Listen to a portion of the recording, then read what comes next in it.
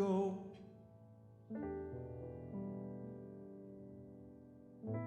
I release the thing I'm clinging to. I release what's holding me, and I'm falling into God's love.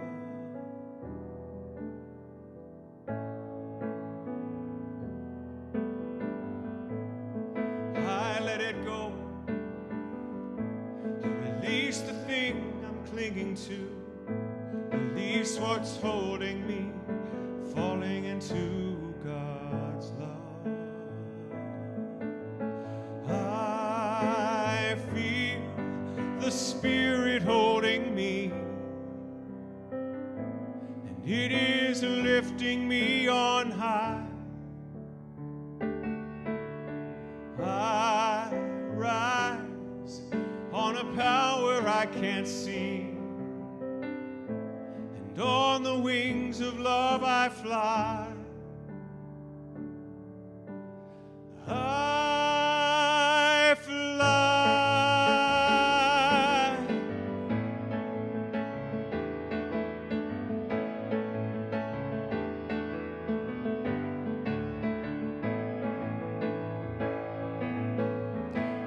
I let it be. There's nothing more I need to do, nothing more to say. I'm just falling into God's love. I let it go.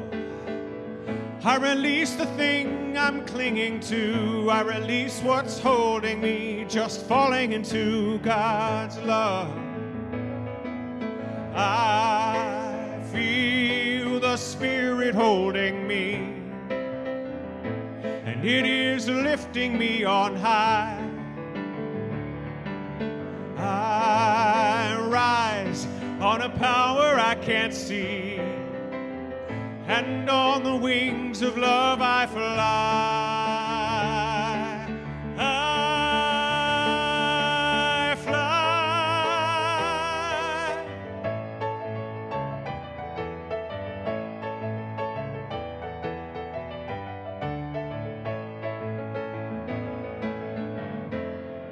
And I don't ask why. I don't have to understand everything. It's by faith I fly, and it's by grace that I see. So I see.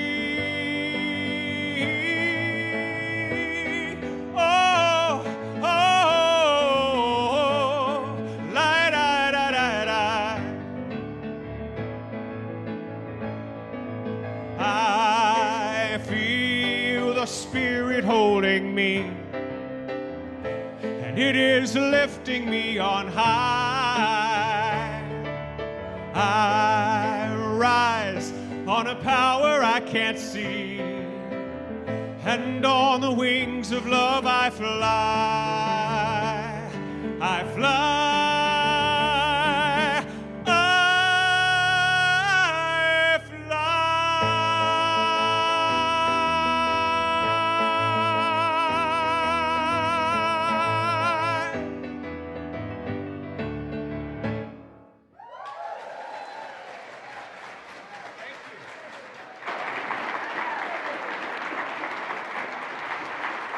Lord. I didn't know if I had it in me. I don't know why. After doing that big concert with all that belting and caterwauling last night, we decided to do I Release and I Fly. I'm glad we're doing quiet music after this. I am so delighted to be back with you. I was here a few years ago, well before COVID, so I know it's all different now, but I'm beautiful, beautiful community, beautiful space, holy sacred grounds. I feel so held when I'm here. I have to admit that I do the boring preacher thing. You don't believe me, Reverend Carla? I have a friend who's trained in Methodist seminary, and he said, here's what you do. A joke, 3 points, and a poem. That's how you make a good sermon. A joke, 3 points, and a poem. You can count along. I love, these aren't written jokes, these are actually true things that children have said. One man reported that when he was a minister in a liturgical tradition, and when his daughter was asked in kindergarten what he did for a living, she said, he wears a dress and yells at people. Another man recalled that when he was young, he and his brother were asked the same thing. His brother was younger than him, and his brother said, I don't know what my dad does, but he goes to jail a lot. He was a defense attorney. And this is my favorite. I'll do it. This is actually true. A Southern Baptist pastor, did a children's sermon. We've done this at my church in Houston too. We bring the kids up and we ask them questions, and it's a little dangerous when you put a live mic in front of a child. And the question, it was right around Easter time, and he said, can anybody tell me what the resurrection was? And one little boy raised his hand, and the pastor put the mic, and he said, I don't know exactly, but if you have a resurrection that lasts 4 hours or more, you got to go to the doctor.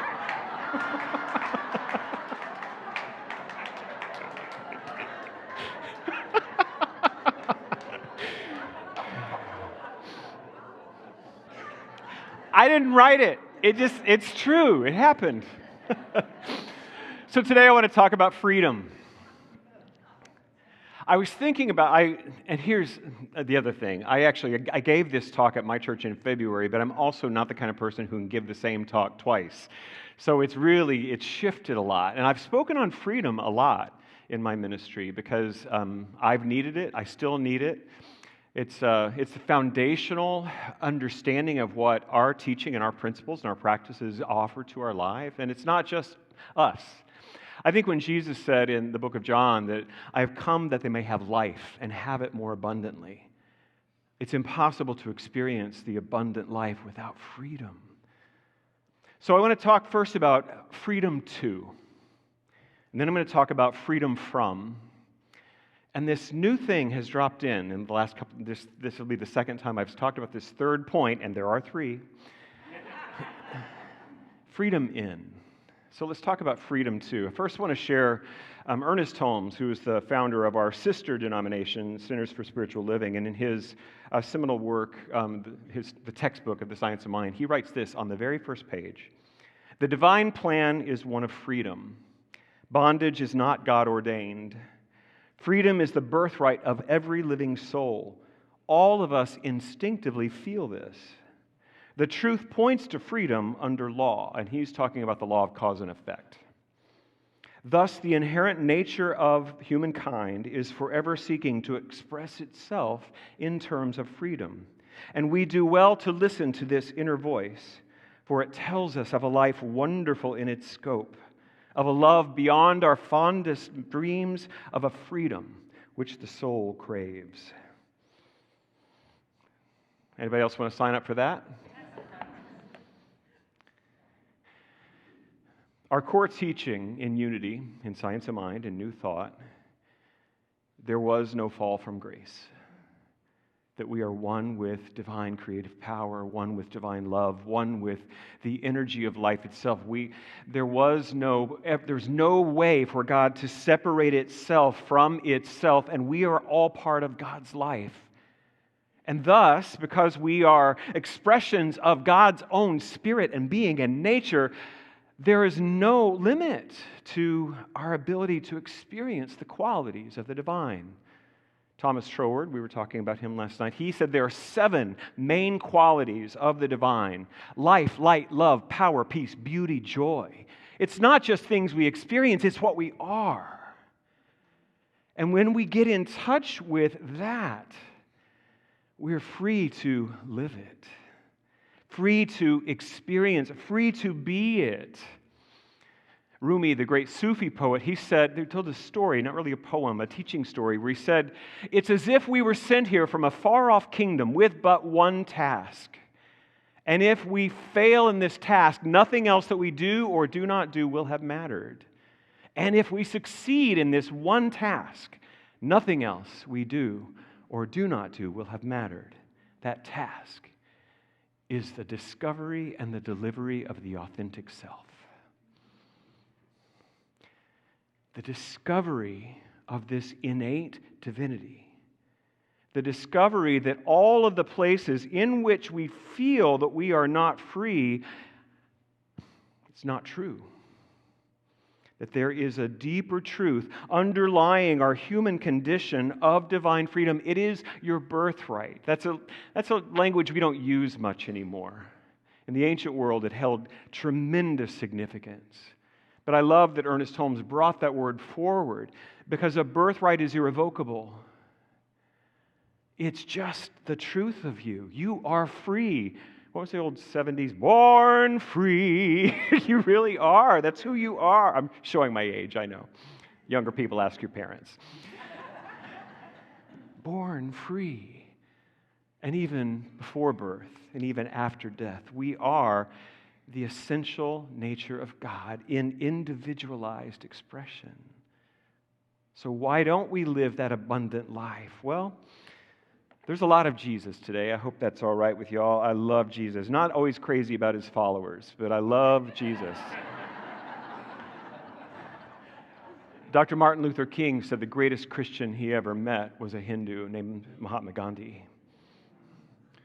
And Gandhi said about Christianity, he said, I think it's a great idea. Somebody should try it.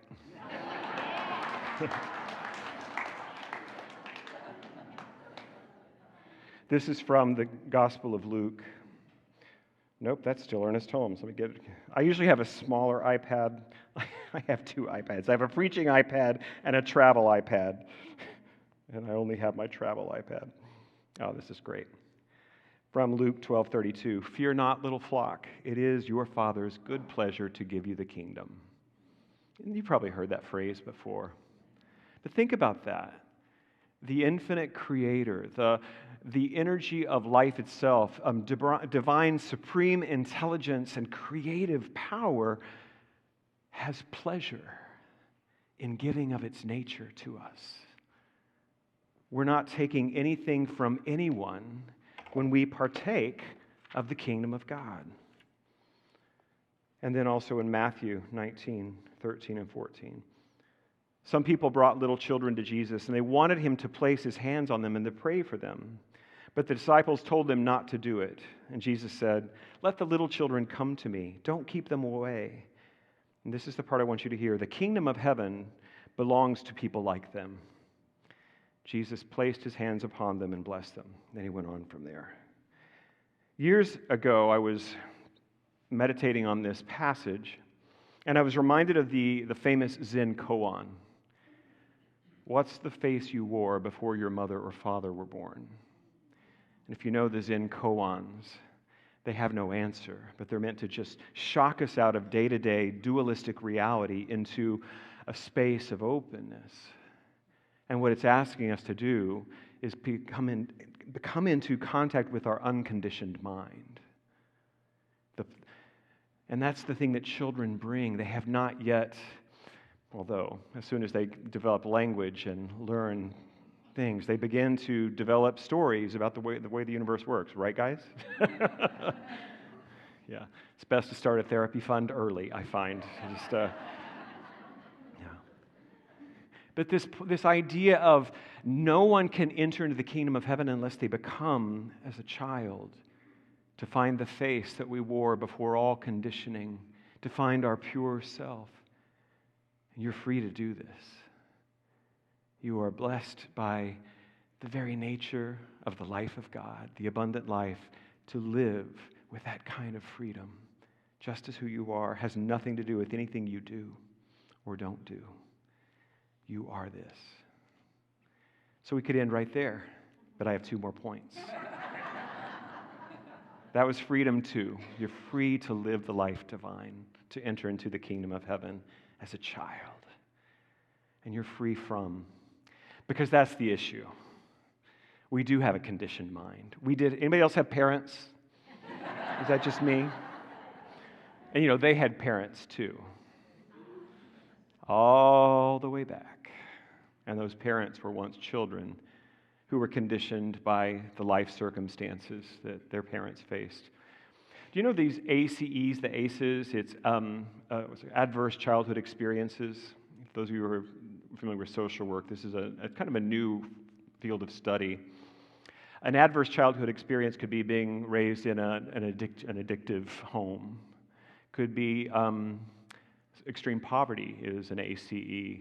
Surviving a natural disaster is an adverse childhood experience. Do you know that if someone has had 6 ACEs in their childhood, they are more likely to become chemically addicted? Gabor Mate recently talked about this, and he said, you would think maybe 6 times more than the average population, but no, 46 times more likely.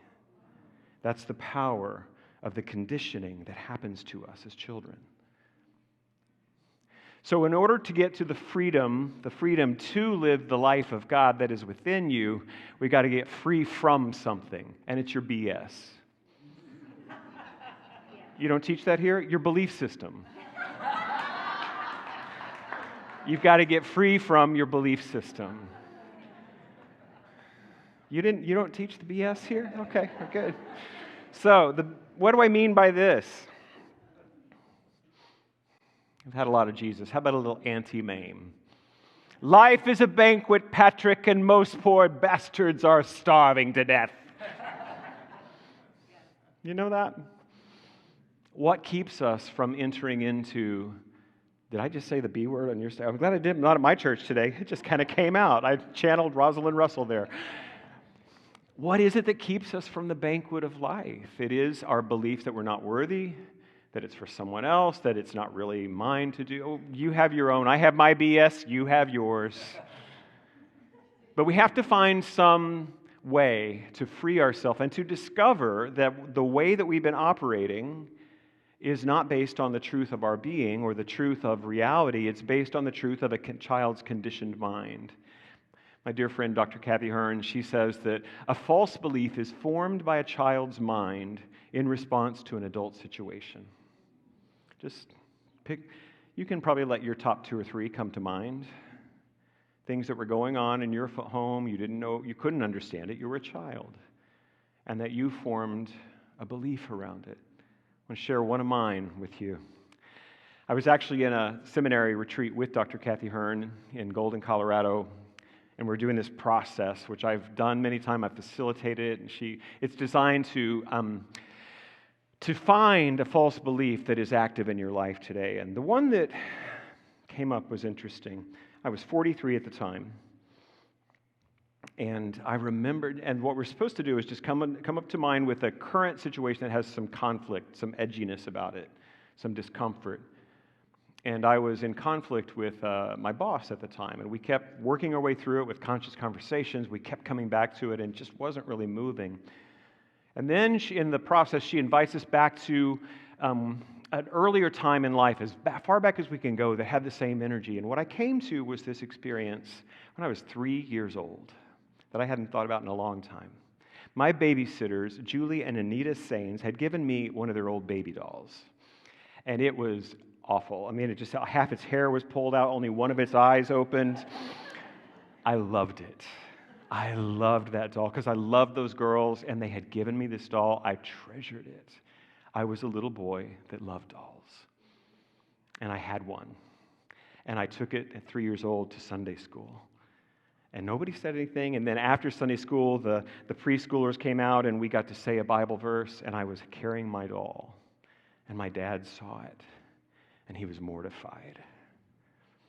And so there was a big row, and after the service, my mom and dad had raised voices, and my dad took away the doll, and he said he was going to burn it. And I cried and cried and cried. So years later, I was digging through his old workbench, and that doll was tucked in the back of a drawer. He didn't burn it. And when I came out, when I was 19, my dad was, oh my gosh, I miss him. I miss my dad.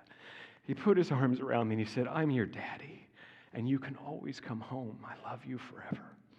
And he was high school educated, evangelical Christian man, and he just loved me with such a ferocity and such a protective energy. That's what was really happening with the doll. He was trying to protect me. But the message I got was that if I show up as who I am, the people I love are harmed. I carried that for 40 years. For 40 years, it kept coming up that I would edit and alter my authentic self so as to not try to hurt people. And I was beginning to resent the crap out of it. And it was beginning to, something had to crack open, and it was my BS. And in that moment, in that process, in that group with Dr. Kathy, I realized where all this was coming from, and then was able to let it go and realize that it's just time I start showing up more fully, more freely with all my weirdness, and I have plenty. And you do too. You know, it's time we all just start to fly our freak flag a little bit more. Honestly, what's going to be hurt by our authentic expression? And it is our editing and it is our altering that truly harms. But that belief that I'd carried for 40 years went away and it never came back. Now I have others. I've got a pretty extensive library. But I have healed many of them as they come into consciousness. We have beautiful practices. This takes a lot of maintenance, let me tell you. Talk therapy since I was 19. 12-step recovery. Began that in my mid-20s. And now I'm just delighted that I have lived 25 years chemical-free. I mean, it's just amazing. And these principles we teach here in Unity. Affirmation and denial, prayer and meditation. These are my three main paths of discovering, uncovering, and discarding my BS. And it's work. When you say you got to do your work, you may have heard that phrase in different self-development circles. That's what it is. It never ends. It's never fun. But on the other side of it, every time is, guess what? Freedom. Freedom. Don't you want to be free? And you just get to pick your paths. Those are my top three. I do other things, but that's what I keep coming back to. I was in a therapy session once, and I had messed up some money stuff, and I was just beating myself up about it. And my therapist, he said, Michael, stop. Nobody gets to be good at everything. You're good at a lot of things. That was a message that I needed to hear that day. And it highlighted another old belief in my belief system of perfectionism. I thought if I work hard enough and do all this healing recovery work, eventually I'm going to get perfect. Damn. No. It still hasn't happened. As a matter of fact, my growing edge at decades into recovery and 30 years in this teaching, my growing edge today is not to manifest greater and greater things and stuff and abundance and all that. It's to accept my humanity and to love it. And to just love that this is it. The Buddhists teach that this is a billion and a billion chance to have a human incarnation. And most of us, we're not at the banquet, but not only that, we're actively disdaining it. Rather, instead realizing that the human part of us is also holy. Your messed up childhood is holy too, because it offers the doorway into greater authentic realness. Okay, I was going to teach that, but I'm not. Now, real quickly. John, in chapter 5, there's a story of Jesus healing the paralytic at the pool of Bethesda, who had been there for 38 years.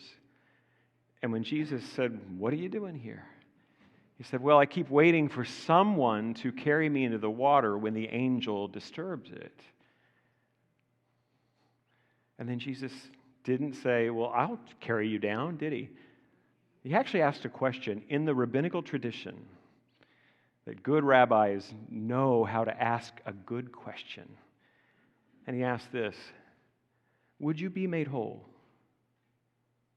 He didn't ask any of his story about why he wasn't whole. He said, would you be made whole? And the man said, yes. And Jesus told him, get up and walk. See, life is asking us if we will be made whole all the time. And what we have to do is move into action. We have to rise out of our despondency and our despair and our hopelessness and our poor me and take action. Call that therapist, go to that dumb meeting with the bad coffee, do whatever is needed for you to rise out of the pits of your despair into the truth of your being. Get free from it. Because freedom for you, it's just waiting for you. Third point coming up. You ready?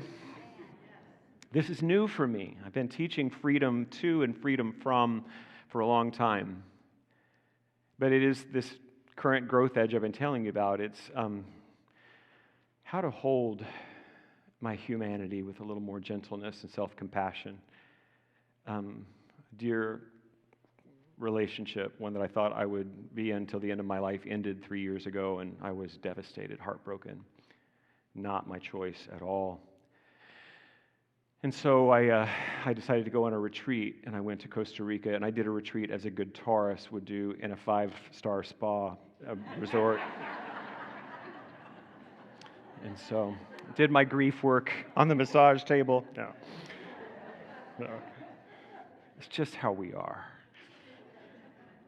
And that part of Costa Rica, it's a big surfing capital, and there are all these surfers, many of them young, perfect bodies, but even guys my age and older with great bodies, and they're like surfing, and I'm realizing I'm single again in my mid-50s. How's this going to be? And I was getting out of the shower at my beautiful suite, Taurus, and I just caught this glimpse of myself in the mirror, and there were things that I hadn't noticed they were there.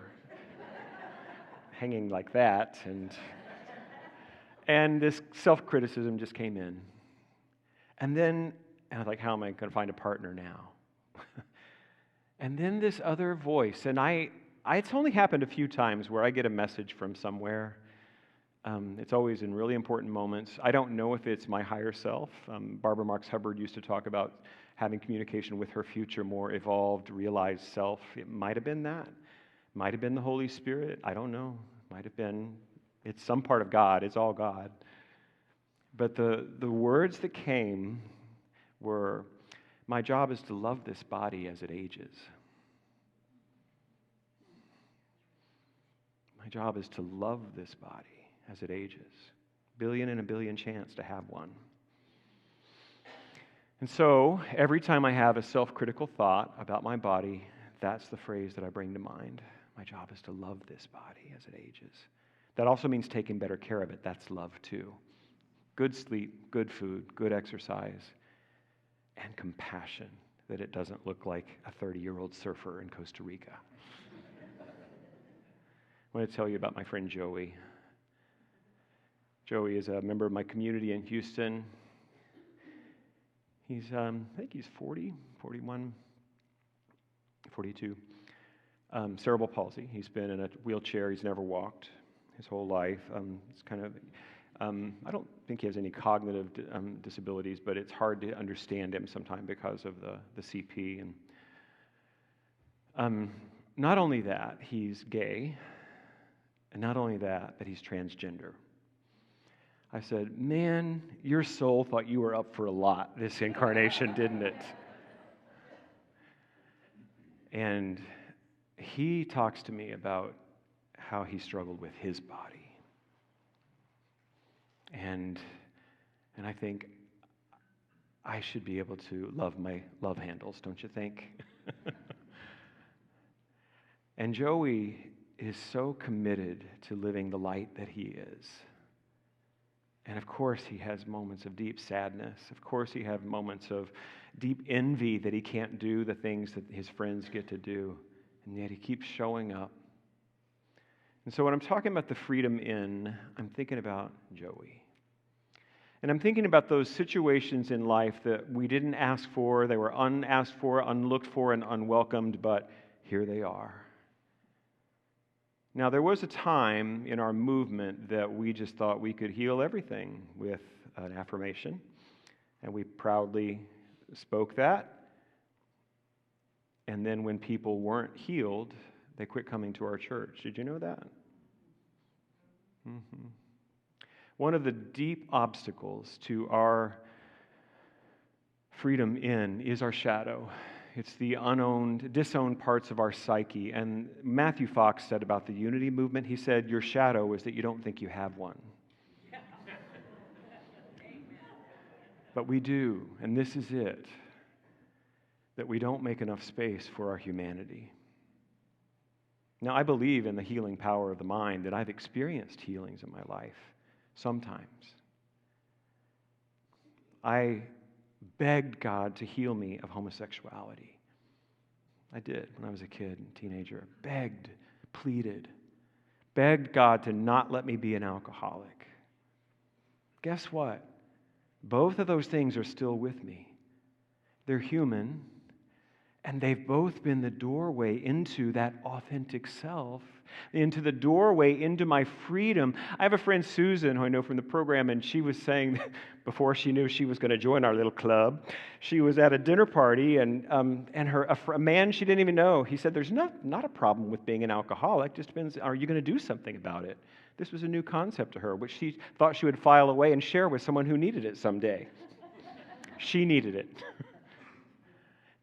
So many of the things in our lives, it's just part of being human. And the freedom in it is what we need. Is to find a God who's big enough to be with us in our addiction and recovery, hopefully.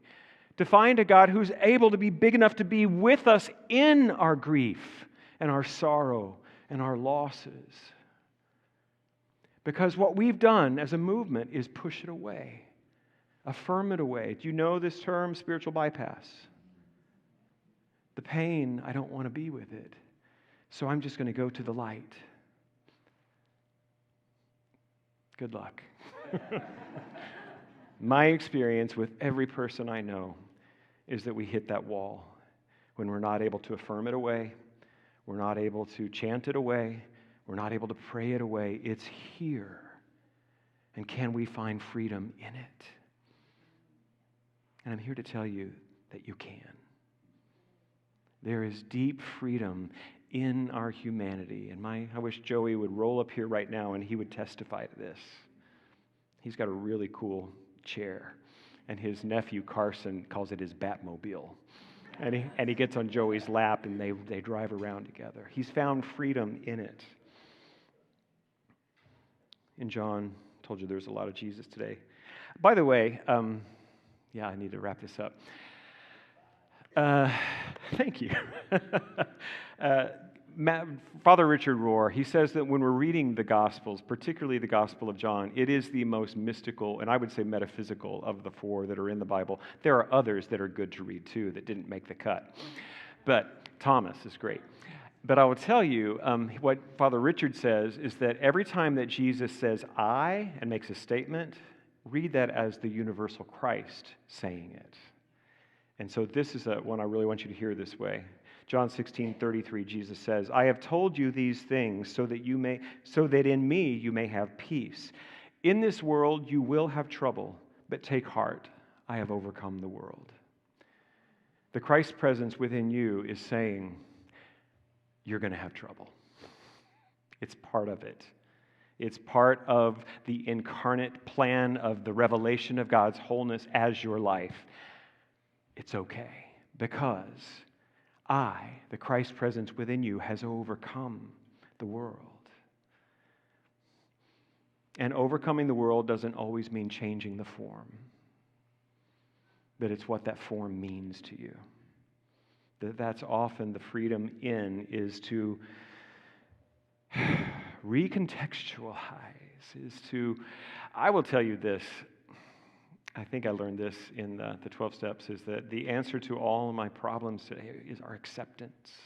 Acceptance is the answer to all of my problems. And here's the kicker. When we are willing to accept and allow that even here, God is here, I don't have to push it away. I can feel all of that pain.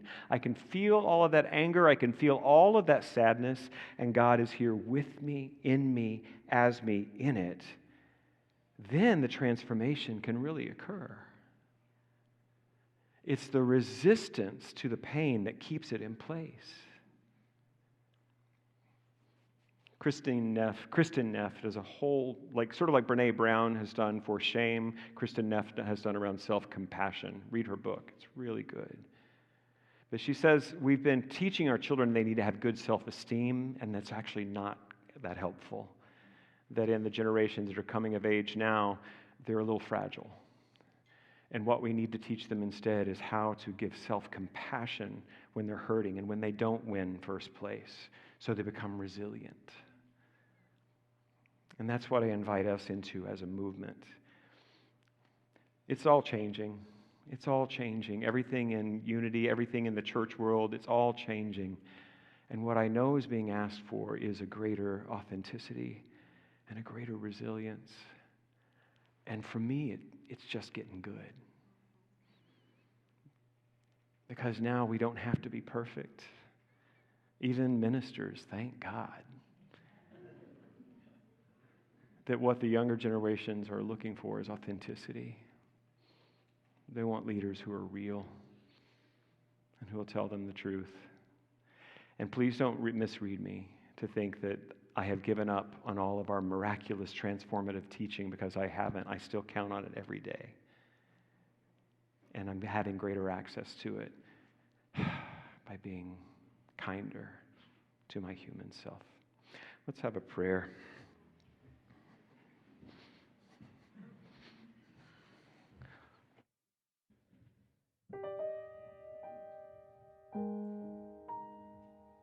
I guess I have 4 points. And I didn't do a poem, sorry. The work that we're doing here is amplified, enhanced, and made more resonant when we do it in community. All of us forget the truth of that kingdom of heaven within, and we can remember for one another. When I forget, will you remember for me? When I forget, will you remember for me? Help me see what you see when I forget.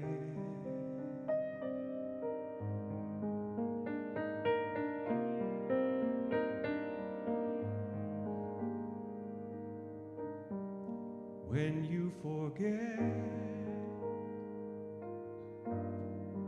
I will remember for you. When you forget,